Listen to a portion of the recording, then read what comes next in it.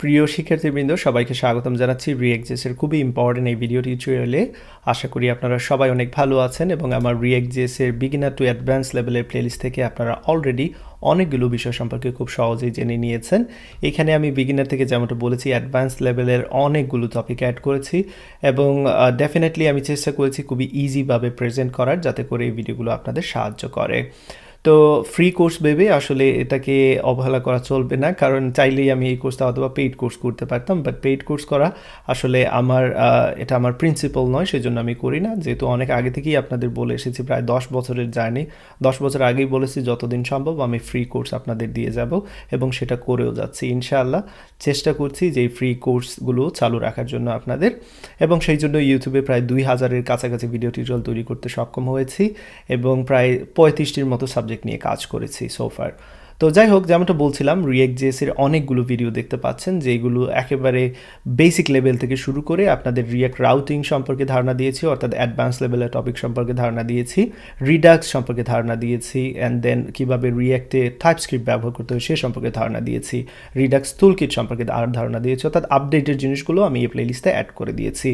তো যখনই এই প্লেলিস্ট ফলো করবেন, মেক শিওর, বারবার এই কি কথা বলছি, যে প্লেলিস্ট থেকে আপনারা ভিডিওগুলো সিকোয়েন্স থেকে ভিডিওগুলো দেখবেন, অর্থাৎ প্লেলিস্ট এখানে 10 নাম্বার দেন 11 নাম্বার না দেখেও অ্যাটলিস্ট কোন ভিডিওর পরে কোনটা আছে সেইটা ফলো করে ভিডিওগুলো দেখার চেষ্টা করবেন। এতে করে প্রত্যেকটা টপিক আপনার সিকোয়েন্স অনুযায়ী দেখার পর খুব সহজেই বুঝতে পারবেন। তো যাই হোক, মূল টপিকে চলে আসি। এই ভিডিও তৈরি করার মূল উদ্দেশ্য হচ্ছে কিভাবে আপনাদের প্রজেক্টে রিয়াক্ট আইকন প্যাকেজটা ব্যবহার করতে হয় সেটা আমি আপনাদের দেখাবো, অর্থাৎ রিয়াক্ট আইকন ব্যবহার করে কিভাবে খুব সহজেই আইকন আপনাদের রিয়াক্ট প্রজেক্টে ব্যবহার করতে হয় সে সম্পর্কে ধারণা দেব। তো চলুন প্রথমে যে কাজটা করবো, এখানে দেখতে পাচ্ছেন যে আমার প্রজেক্ট ফোল্ডার রানিং অবস্থায় রয়েছে। এখানে আসলে কোনো কিছুই করিনি, আমি জাস্ট একটি রিয়াক্ট প্রজেক্ট রান করেছি, দ্যাটস অল। আমি ভেবেছি যে এটা রান করে রেখে দিলে আমাদের টাইম সেভ হবে, সেই কাজটা আমি করেছি। এখানে দেখতে পাচ্ছেন app.js এ জাস্ট এখানে hello welcome to react, that's all, এইটাই বলছে, এবং এটার আউটপুট আপনারা এখানে দেখতে পাচ্ছেন ওয়েলকাম টু রিয়াক্ট। তো প্রথমেই অবশ্যই আমি এখানে ব্যাকগ্রাউন্ড কালারটা ফোরগ্রাউন্ড কালার অথবা টেক্সটের কালারটা চেঞ্জ করতে যাচ্ছি। index.css এ চলে আসলাম। আপনারা যে কোনো জায়গায় আপনাদের ইচ্ছা মতো অবশ্যই কালার চেঞ্জ করতে পারবেন। এখানে আমি আমার CSS অলরেডি তৈরি করে রেখেছিলাম। তো কালার চেঞ্জ করা মেইন উদ্দেশ্য না, আমি এখানে আসলে হোয়াইট দিয়ে দিচ্ছি এই মুহূর্তে, অর্থাৎ টেক্সটের কালার হোয়াইট হবে, তেমনটা এখানে দেখতে পাচ্ছেন, রাইট। তো এবার চলে যাই মূল টপিকে। সাপোজ আমি এখানে কিছু আইকন ব্যবহার করতে যাচ্ছি, তো সেই জন্য সবচেয়ে ইজিয়েস্ট ওয়ে আমি বলবো রিয়াক্ট আইকন, এবং সেটা এখান থেকে সার্চ করে নিচ্ছি। দেখতে পাচ্ছেন রিয়াক্ট আইকন চলে এসেছে এখানে।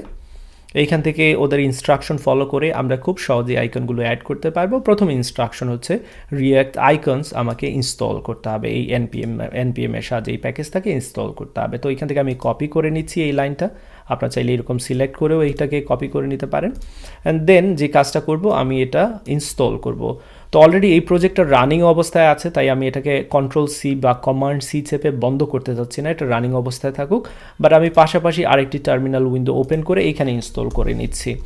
সো এটা কিছুক্ষণ সময় নেবে, বাট ডেফিনেটলি ইনস্টল করা হয়ে যাবে। ইনস্টল করা হয়ে যাওয়ার পর মেক শিওর দ্য প্যাকেজ.json আপনি চেক করে নিয়েছেন যে এই প্যাকেজটা অলরেডি চলে এসেছে কিনা, অর্থাৎ রিয়াক্ট আইকনসটা চলে এসেছে কিনা। তো চলুন আমরা দেখে নেই যে এই রিয়াক্ট আইকনটা আমাদের ডিপেন্ডেন্সি হিসেবে চলে এসেছে কিনা। তো দেখতে পাচ্ছি রিয়াক্ট আইকনস চলে এসেছে এখানে ডিপেন্ডেন্সি হিসেবে, অর্থাৎ আমাদের প্রজেক্ট এবার এটার উপর নির্ভর করে। তো চলুন, নির্ভর যেহেতু করে তাহলে রিয়াক্ট আইকনস থেকে কিছু আইকন এবার আমরা ব্যবহার করি। ফাইন, আমি এটাকে নিচের দিকে নিয়ে আসছি যাতে করে আপনাদের দেখতে সুবিধা হয়, এবং এইগুলোকে আরও বড় করে দিচ্ছি। হোপফুলি এবার ঠিকঠাক মতো দেখা যাচ্ছে। তো আমার উদ্দেশ্য হচ্ছে এখানে কিছু আইকন ব্যবহার করা, যেমনটা বলেছিলাম। তো এখানে অলরেডি ইউজেস দেয়া আছে কিভাবে আইকন ব্যবহার করবেন। সাপোজ এখানে অনেকগুলো ডিফারেন্ট সেকশন দেখতে পাচ্ছেন, যে ফন্ট অসম সেকশন, দেন ফেদার সেকশন, এগুলোর আন্ডারে অনেকগুলো আইকন রয়েছে। তো যখনই কোনো সেকশন থেকে আইকন ব্যবহার করতে চাইবেন, সেই সেকশনে যাবেন এবং সেই সেকশনে অলরেডি ইনস্ট্রাকশন দেওয়া আছে কিভাবে ব্যবহার করতে হবে। প্রথমে এইখানে এটা হচ্ছে ফন্ট অসমের আইকন, এখানে যে আইকনগুলো দেখতে পাচ্ছেন সবগুলো হচ্ছে ফন্ট অসমের আইকন। তো এই ফন্ট অসমের আইকনগুলো আপনি যদি ব্যবহার করতে চান, এরকম এই হচ্ছে স্ট্রাকচার, ইম্পোর্ট করবেন, দেন আইকনের নেম দিবেন এইখানে। এখন কোন আইকনের নাম হবে সেটা আপনার বিষয়, অ্যান্ড দেন ফ্রম রিয়াক্ট আইকন/fa এটা থাকতে হবে। সো এই লাইনটা যদি আমি কপি করে নিই তাহলে আমার কাজ করতে সুবিধা হবে। তো আমি চাচ্ছি এই প্রজেক্ট ফাইলের মধ্যে আমি কি করব, কিছু আইকন অ্যাড করব, তাই এখানে এই লাইনটা আমি পেস্ট করে দিলাম। ফাইন। তো আমি রেডি এবার ফন্ট অসম থেকে যে কোনো আইকন ব্যবহার করার জন্য রেডি হয়ে গেলাম এই লাইন বলার মাধ্যমে। বাট আমাকে আইকন নাম দিতে হবে, একটা ভ্যালিড আইকন নেম। তো এখান থেকে যে কোনো আইকন আপনারা সিলেক্ট করতে পারেন, এটা টোটালি আপনাদের উপর নির্ভর করে। তো সাপোজ এখানে আমি চাচ্ছি ফেসবুক, সো আমি এখানে সার্চ করে নিচ্ছি ফেসবুক এবং দেখতে পাচ্ছেন এখানে ফেসবুকের আইকন। সো আমি যদি এটাকে সিলেক্ট করি, অলরেডি কপি করা হয়ে গেছে নাম, এই নামটাই শুধু আমার দরকার এবং সেই নামটা আমি এখানে পেস্ট করে দেব, দ্যাটস অল। এবার আপনারা কি করতে পারবেন, এই নামটা কম্পোনেন্টের মতো ব্যবহার করে সেই আইকনটাকে আপনার প্রজেক্টে নিয়ে আসতে পারবেন। তো আমি সেটা দেখাচ্ছি। সাপোজ আমি একটি বাটন নিচ্ছি এবং সেই বাটনের মধ্যে আমি এই আইকনটা ব্যবহার করতে যাচ্ছি। তো খুবই ইজি, অবশ্যই জানেন একটি কম্পোনেন্টের স্ট্রাকচার কেমন হওয়া উচিত। এরকম হচ্ছে আমাদের কম্পোনেন্টের স্ট্রাকচার এবং এইখানে হচ্ছে সেই কম্পোনেন্টের নাম যেটা আমরা কপি করেছিলাম, এক্স্যাক্টলি সেম দেখতে পাচ্ছেন এফ এ ফেসবুক। সো প্রথমে ইম্পোর্ট করতে হবে এন্ড দেন আপনি ব্যবহার করতে পারবেন। তো চলুন এবার চেক করে নিই যে এটার আউটপুটটা দেখা যাচ্ছে কিনা। দেখতে পাচ্ছেন এটার আউটপুট এখানে চলে এসেছে। তো আমি চাইলে এটাকে হয়তো বা স্প্যান ট্যাগেও ব্যবহার করতে পারতাম, এইরকম স্প্যানের মধ্যে আপনাদের ইচ্ছা যে কীভাবে ব্যবহার করতে চাচ্ছেন। তো দেখতে পাচ্ছেন এইখানে আইকনটি চলে এসেছে। তো আমি চাইলে আরও কিছু আইকন অবশ্যই এখান থেকে নিয়ে নিতে পারি। তবে তার আগে আমি যে কাজটা করতে যাচ্ছি, এই স্প্যানের আন্ডারে আমি সাপোজ একটা ক্লাস নেম দিয়ে দিতে যাচ্ছি এই স্প্যানের জন্য, বা চাইলে আমি এখানেও করতে পারি সেই কাজটা। এইখানে আমি একটি ক্লাস নেম দিয়ে তাকে ডিজাইন করতে পারি, এটা টোটালি আমার উপর নির্ভর করে। সাপোজ আমি এখানে দিয়ে দিচ্ছি একটি ক্লাস নেম নাম দিচ্ছি আইকন, যেটা আমি পরবর্তীতে ব্যবহার করব যাতে করে এই আইকনটাকে স্টাইল করতে পারি। ওকে, তো চলুন আরও একটি আইকন নিয়ে নেই। আমি আবারও রিয়েক্ট আইকনসে চলে আসলাম। এখান থেকে যদি এবার ইউটিউব থেকে খুঁজে নেই, লক্ষ্য রাখবেন আমি কিন্তু ফন্ট অসমের সেকশনে রয়েছি এবং এফ এ দিয়ে শুরু হবে ফন্ট অসমগুলো, দেখতে পাচ্ছেন এখানে এফ এ দেওয়ার পর তারপর হচ্ছে কোনো একটা নাম। তো আমি এটাকে সিলেক্ট করলাম, সাথে সাথে এই নামটা কপি করা হয়ে যাবে। এবার এই নামটা আমি এখানে কি করব, কমা দিয়ে সেটাকে অ্যাড করে নেব। এবার বলছি এফ এ ফেসবুক, এফ এ ইউটিউব, এই দুটো আইকন আমি নিচ্ছি কোথা থেকে, রিয়েক্ট আইকনসের ফন্ট অসম সেকশন থেকে, দ্যাটস অল।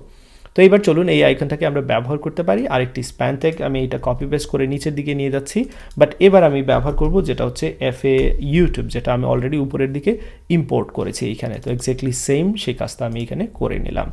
তো এবার আমার এখানে দুইটি আইকন রয়েছে, আপনারা চাইলে আরও আইকন নিতে পারেন, বাট এই দুইটি আইকন নিয়ে সাপোজ এবার আমি স্টাইলাইজ করতে যাচ্ছি। তো আমি এদিকে পাশাপাশি নিয়ে আসবো যাতে করে আউটপুটটা আপনারা দেখতে পারেন। ওকে, এদিকে আপনারা আউটপুট আশা করি দেখতে পাচ্ছেন। রাইট, এবার এদেরকে স্টাইল করব। এদেরকে ক্লাস নেম দিয়েছি আমি আইকন, সেই আইকন ক্লাস নেমের মাধ্যমে আমি তাদেরকে অ্যাক্সেস করতে যাচ্ছি। তো index.css চলে আসলাম। যে কোনো জায়গায় আপনাদের ইচ্ছা মতো, যদি index.css ফাইল না থাকে আপনারা তৈরি করে নিতে পারেন। আমি জাস্ট দেখাতে চাচ্ছি যে আইকনগুলোকে কীভাবে স্টাইল করতে হয়। তো যেহেতু অলরেডি ক্লাস নেম দিয়েছেন, সেই ক্লাস নেমের মাধ্যমে আপনারা স্টাইল করতে পারবেন। আমি দিচ্ছি সাপোজ আইকন। এবার এই আইকন ক্লাসের মাধ্যমে আমি আইকনগুলোকে স্টাইল করতে পারবো। প্রথম স্টাইলটা চাচ্ছি যে ফন্ট সাইজ বড় হবে। সো ফন্ট সাইজ আমি এখানে যদি 3 rem দিই, দেখতে পাচ্ছেন এগুলো অলরেডি অনেক বড় হয়ে গিয়েছে, রাইট। অ্যান্ড দেন চাইলে এদেরকে আমি কালার দিতে পারি, যে কোনো কালার, সেটা আমার ইচ্ছা মতো দিতে পারি। আমি যদি এখানে অরেঞ্জ কালার দিই, দেখতে পাবেন যে অরেঞ্জ কালার এখানে অ্যাপ্লাই করা হয়ে গেছে। দেন আমি চাইলে এখানে মার্জিন দিতে পারি। সো স্টাইল এবার আপনাদের বিষয়, বাট আমি জাস্ট দেখাতে চাচ্ছিলাম যে কীভাবে স্টাইলগুলো আপনারা অ্যাপ্লাই করতে পারেন। একটি ক্লাস নেম দিয়ে দেন স্টাইল অ্যাপ্লাই করতে পারবেন। তো এখানে সবচেয়ে ইম্পর্টেন্ট বিষয় যে রিয়েক্ট আইকন কী করে, এই আইকনগুলোকে আপনাকে কম্পোনেন্ট হিসেবে তৈরি করে দিয়েছে। সো সেই কম্পোনেন্ট নিয়ে কী কাজ করবেন সেটা এবার আপনাদের ইচ্ছা মতো আপনারা এইগুলোকে নিয়ে কাজ করতে পারবেন। তো আশা করি এই ভিডিও থেকে শিখে নিয়েছেন কীভাবে রিয়েক্ট আইকন ব্যবহার করতে হয়। আশা করি এবার থেকে আপনাদের প্রজেক্টে আপনারা ইচ্ছা মতো খুব সহজেই আইকন ব্যবহার করতে পারবেন। তো সবাই ভালো থাকবেন, সুস্থ থাকবেন, আল্লাহ হাফিজ।